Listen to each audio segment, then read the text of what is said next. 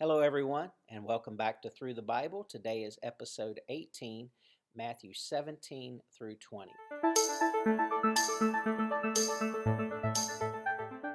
In our last reading, at the very end, we didn't discuss this, but in 1628, Jesus makes a statement that is still debated by people today. He said, "Some standing here will not taste death until they see the Son of Man coming in his kingdom." Well, when did that happen? Well, it happened 6 days later, according to Matthew.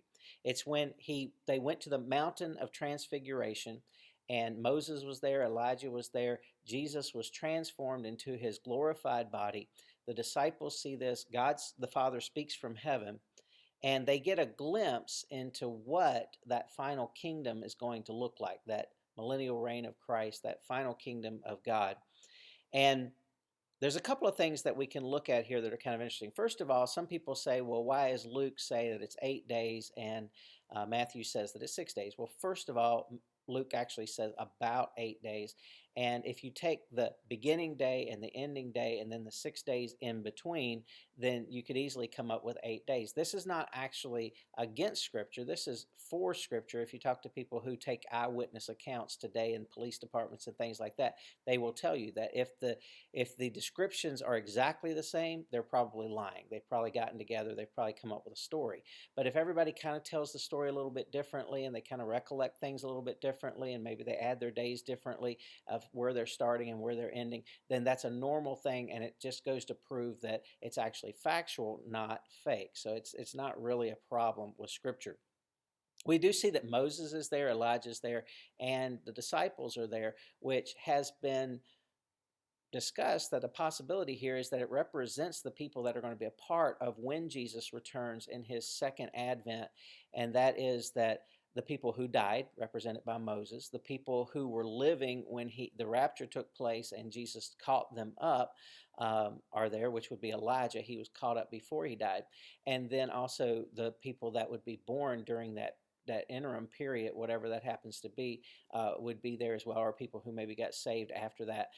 So they're all there represented, and that's just kind of an interesting thing that people have mentioned before. We hear God's voice, and it's so powerful that years and years later, Peter would write about it again in 2 Peter 1:16 through 18, saying that, hey, we didn't make up these stories. They weren't cleverly invented tales. I was there when God spoke out of heaven.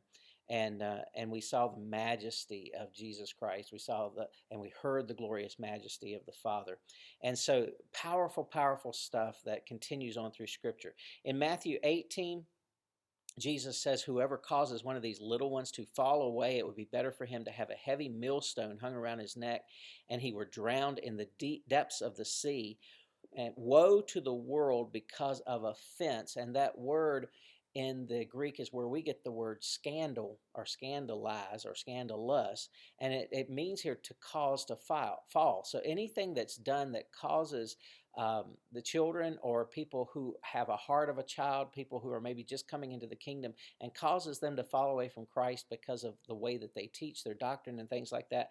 Jesus has very, very strong things to say about that. He goes on to say, don't let anything keep you from sin. Cut it off. Get rid of it. He's not really talking about getting rid of your arm, because that's not really the problem. The problem's in our heart. So we need to cut those things out of our life. We need to have our heart circumcised in a way that prevents us from desiring the sins of this life. We need to be transformed in our minds and our spirits.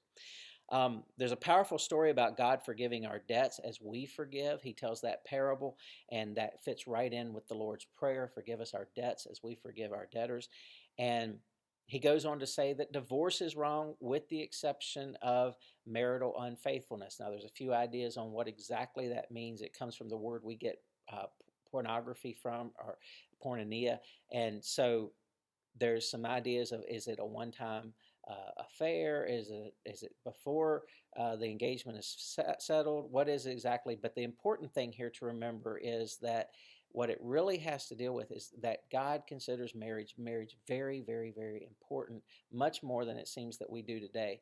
He believes that it's a lifelong bond that God the Father created, and we need to hold on to it with everything that we have. In Matthew 19, we see the rich young ruler goes away very sad, and Peter says, well, what about us? We gave up everything, so we did what the rich young ruler was unwilling to do. What about us? And Jesus goes on to speak about the renewal, the rebirth of all things. In the Greek there, that's the conveyance there, that there's going to be a rebirth, there's going to be a renewal, spiritual, political, geographical, physical, and with Christ ruling.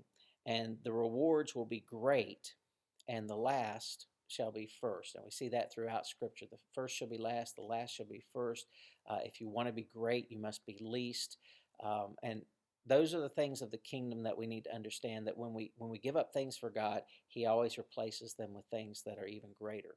And Jesus continues that theme in Matthew 20 when the sons of Zebedee are looking for high important places in the kingdom.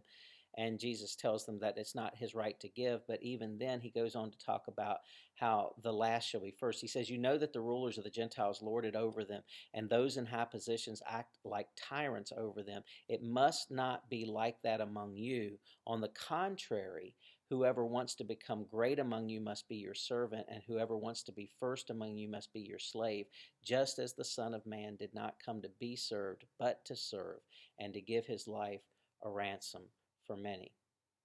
And Jesus ends up this portion by healing the blind men, which we later know as Bartimaeus is one of those. And that finishes today's reading. So God bless you. Have a great day. Look forward to seeing you again next time.